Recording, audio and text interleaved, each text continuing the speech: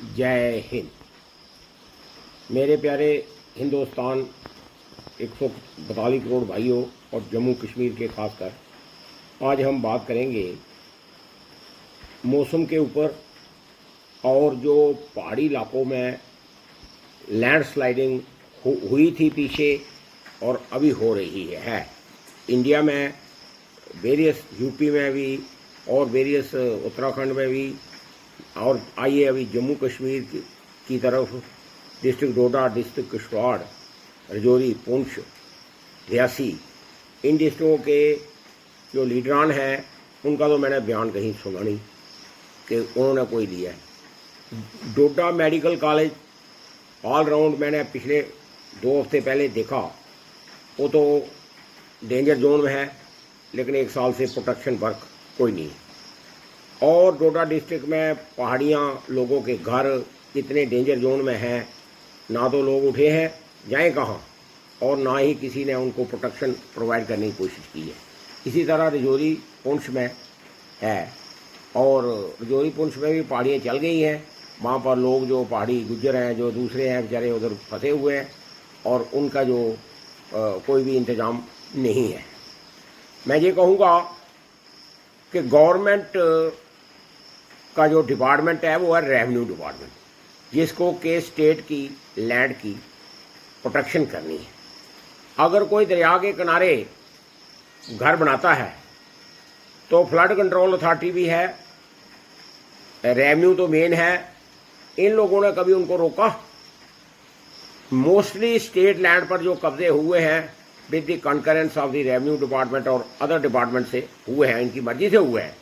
अब कहाँ रिपोर्ट है?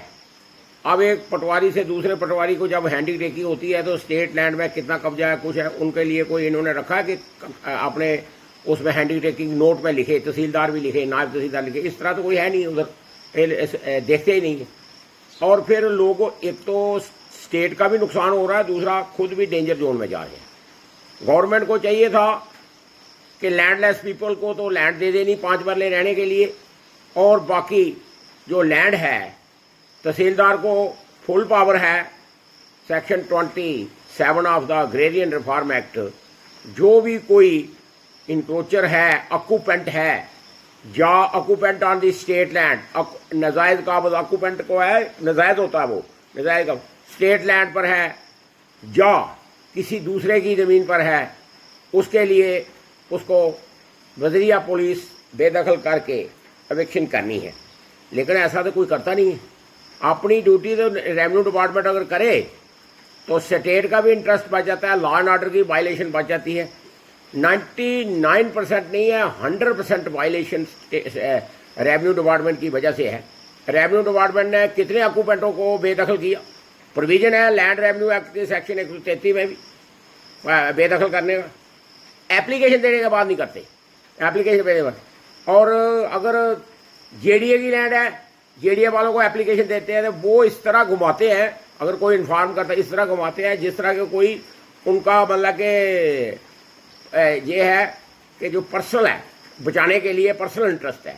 इसी तरह से custodial land, JDA land, state land जितने हैं ना, इसके लिए प्रोटेक्शन करते नहीं है डिपार्टमेंट वाले, और इंक्रोचमेंट जब हो जाती है फिर उसके बाद जब कोई एप्लीकेशन देता है फिर भी एविक्शन नहीं करते, उनके सिविल सूट लग जाते हैं। तो गवर्नमेंट को चाहिए, हमारे एलजी साहब, रेवेन्यू मिनिस्टर साहब, काउंसिल ऑफ मिनिस्टर्स, और जो इस वक्त हमारे जम्मू कश्मीर के बानी हैं वो अमित शाह जी हैं, मेरी उनसे भी दरख्वास्त है कि जहाँ ये नहीं करते इनको चार्जशीटें दे दो डिरेक्शन ऑफ ड्यूटी की। कम से कम ये बहुत है, चार्जशीटें दे इनको सर्व करो जहाँ ये पाए जाते हैं, ताकि इनको पता हो कि अगर हमने अपनी ड्यूटी नहीं की तो हमें पनिशमेंट होगी और हम घर आएंगे। पनिशमेंट करके under rule 14 of the CCS conduct rule इनको घर में भेजना।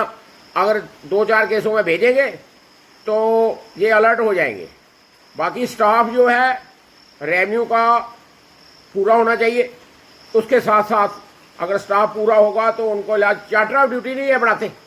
एक तहसीलदार की क्या ड्यूटी है, नायब तहसीलदार की क्या ड्यूटी है, चार्टर ऑफ ड्यूटी डिफाइन करें, पटवारी को भी हैंड ओवर करें।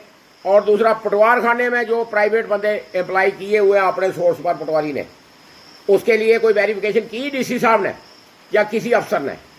किसी अफसर ने, और ये देखा कि कहाँ से वो मैनेज कर रहे हैं।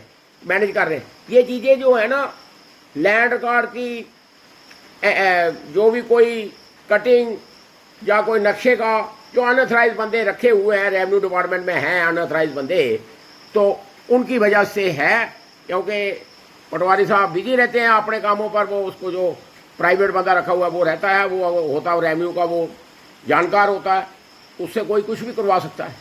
इस तरह से ये हमने काबरा साहब को भी बताया, डिवीजनल कमिश्नर साहब को भी बताया, राजीव रंजन भटनागर साहब को भी बताया, चीफ सेक्रेटरी साहब को भी बताया, लेकिन उनकी तरफ से एक्शन कोई नहीं है। वो समझते हैं कि ये जो हमारे पास कह रहे हैं उनको they are well aware.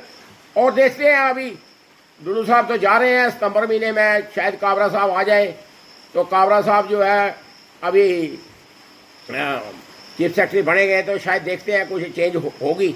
Change क्या होनी, वैसे भी वो चीफ सेक्रेटरी हैं, लेकिन काम पैसे का पैसा है, वायलेशन ऑफ रूल्स लॉ वो हो रही है।